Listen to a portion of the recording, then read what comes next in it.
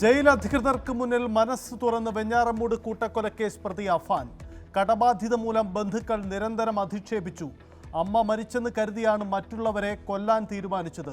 അനുജനും കാമുകിയും പ്രിയപ്പെട്ടവരെന്നും jail അധികൃതരോട് അഫാൻ. തിങ്കളാഴ്ച അഫാനെ police ചോദ്യം ചെയ്യും.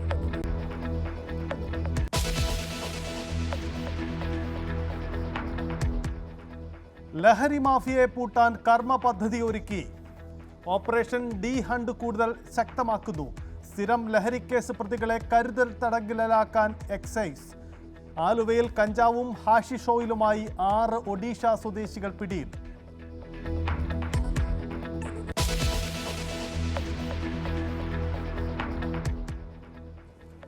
താമരശ്ശേരി ഷഹബാസ് കൊലക്കേസിൽ ഡിജിറ്റൽ തെളിവുകൾ കേന്ദ്രീകരിച്ച് അന്വേഷണം ഊർജിതമാക്കാൻ പോലീസ്. മെറ്റയോട് വിശദാംശങ്ങൾ തേടി. ഇൻസ്റ്റാഗ്രാം ചാറ്റുകൾ കണ്ടെത്താൻ ശ്രമം. വെള്ളിമാടുകുന്ന് ജുവനൈൽ ഹോമിലേക്ക് KSU മാർച്ച്.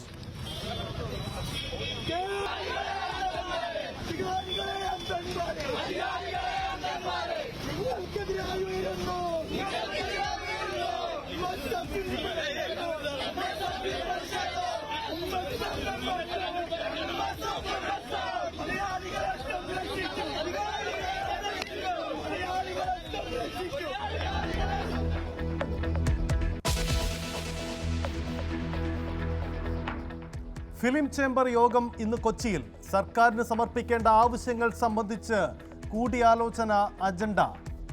നീക്കം സിനിമാ സമരം ഒഴിവാക്കാൻ ചർച്ചയാകുമെന്ന സർക്കാർ നിലപാടിന് പിന്നാലെ അനശ്വര രാജൻ, ദീപു കരുണാകരൻ തർക്കത്തിൽ ശനിയാഴ്ച ചർച്ച നടക്കും.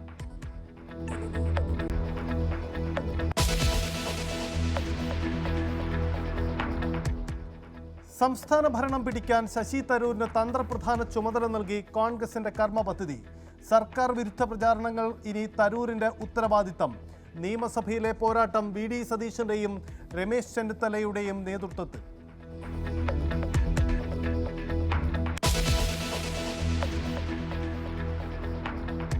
CPM സംസ്ഥാന സമ്മേളനത്തിന് കൊല്ലത്ത് തുടക്കം.